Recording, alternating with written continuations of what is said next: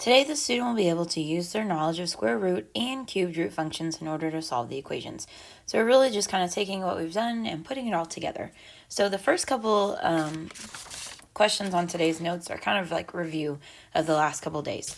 So this first one says, let's get a different color. X plus 7 to the 1/3 power equals 5. Well, we talked about how if you raise the 1/3 power to the third power, then you have 1/3 times 3 is 1 whole. But if I raise that side to the third, I have to raise this side to the third, and 5 cubed is 125. So I have x plus 7 equals 125. Now solve for x, so minus 7 equals 118. 118. Okay, the next example, same thing. I've got a 1/3, which is the same as taking the cubed root, but I have to get rid of this 1 first. So I'm going to minus the 1. So I have 2x minus 3, all raised to the 1/3 power equals 3. To get rid of the 1/3 power, I'm going to cube it, because 1/3 times 3 is 1. So then you have 2x minus 3 to the 1 whole power equals 3 to the 3 cubed is 27, because 3 times 3 times 3. So I have 2x minus 3 equals 27, add 3, so 2x equals 30, divide by 2, x equals 15. Okay, the next example, we're going to subtract 7. So I have 3, x plus 5 to the 1/2 power equals 3, divide by 3. So x plus 5 to the 1/2 power equals 1. Now, at this point, we need to check. Really, x plus 5 to the 1/2 power is the same as saying the square root of x plus 5 equals 1. If this number is negative when all you have is the square root, that's when you would get no solution. We have a positive number, though, so we can keep going. So I'm going to raise both sides to the second power, because I know 1/2 times 2 is 1. So that's really x plus 5 now to the 1 whole power equals 1 times 1 is 1.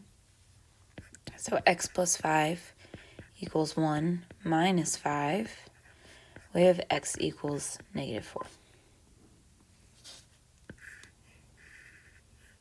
Okay. All right. Now, some of you were kind of confused when we found the domain. So let's talk about that real fast. If I want to know the domain or the restrictions on x in this problem, I'm really talking about when I use any y value, right? So if I have any y value, what are my possibilities for x? So that's when we take really the square root of x plus 5 has to stay greater than 0. So you know that x plus 5 has to be greater than or equal to 0, so the square root stays positive. So when you minus 5, some of you got confused yesterday because you got a negative answer for x. X is allowed to be a negative number, as long as when substituted back into the square root, you don't get a negative number as a whole. So I think some of you were a little confused about that. All right, next example. Now we're going to kind of switch it up. So now I have a cubed instead of a 1/3. So still the same way to start. We still want to isolate that set of parentheses with the exponent. So I'm going to add 9. So I have x plus 9 cubed equals 18 plus 9 is 27. Okay, in order to get rid of the cubed, I'm going to multiply by the reciprocal 1/3. Because 3 times 1/3 is 1 whole. So this becomes x plus 9 to the 1 whole power, which is just x plus 9. But if I took the left-hand side and raised it to the 1/3 power, I need to raise this side to the 1/3 power also. So now we got to figure out how to simplify that. So 27 to the 1/3 power is the same as saying the cubed root of 27. And in order to figure out that answer, you need to figure out what number could you split 27 in. You need the same number multiplied 3 times to get 27. Well, I know that 3 times 3 times 3 is 27. Now, let's say I didn't know that. If I just figured out something that 27 goes into, I know 27 will break into 3 and 9. And then 9 will break into 3 and 3. So even if you didn't see it at first, you end up with 3 threes. And if you have when you take a cubed root, you're looking for a group of 3. And when you have the group of 3, that becomes the whole number. And there's nothing left over on the inside for this radical. So I have x plus 9 equals 3. So minus 9, x equals negative 6. All right. 2x plus 10 squared minus 6 equals 26. So first I need to isolate just that exponent in its parentheses. So I'm going to add 6. So I have 2 times x plus 10 squared equals 32. Divide by 2. So x plus 10, whoops, my bad,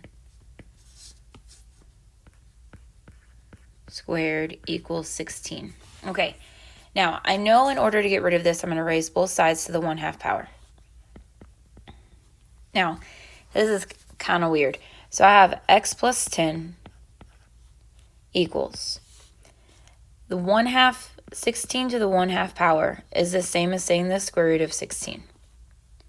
Now, this is going to feel very odd because when you do it this direction, when you start out with an x squared, then there's 2 possible answers.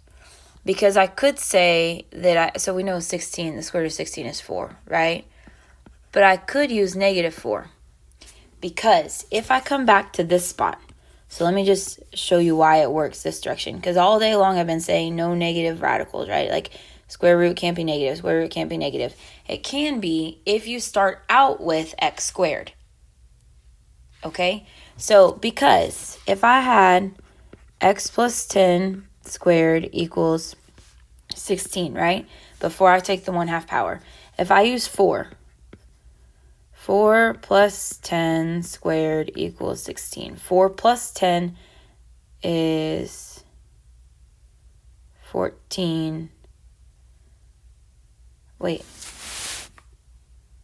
That doesn't work.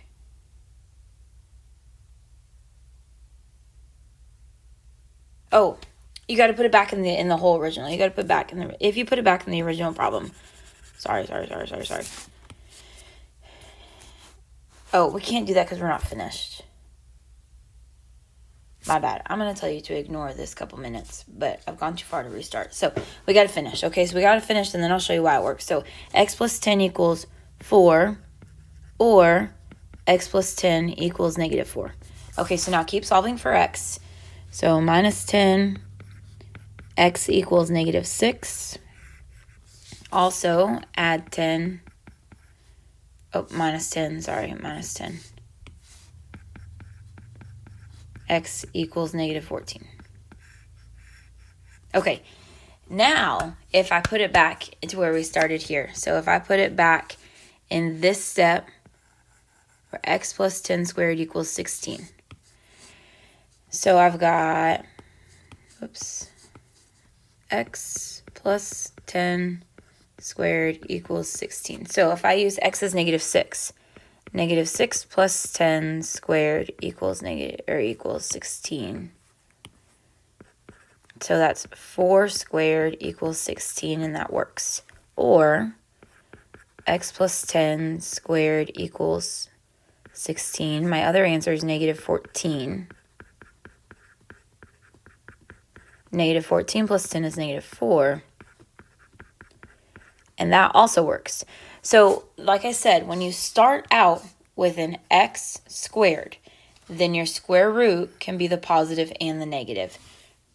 If you start out with a square root, so we start out with the square root, you only have one single answer, and inside the square root has to be positive. But if you start out with x squared, then you're using the square root to solve for your answer, then you can split it into 2. All right. Last example. So I need to isolate the parentheses, so minus 11. So 2x minus 1 cubed equals negative 8. Now, I need to raise them both to the 1/3 power. So that's going to give me 2x minus 1 to the first power equals. Now, we said that the 1/3 is really like taking the cubed root of negative 8. So I need to think of one number I can multiply by itself 3 times to get negative 8. Well, negative 2 times negative 2 times negative 2 is negative 8. So my cubed root of negative 8 is negative 2. Now keep solving. So 2x equals negative 1 divided by 2. X equals negative 1/2.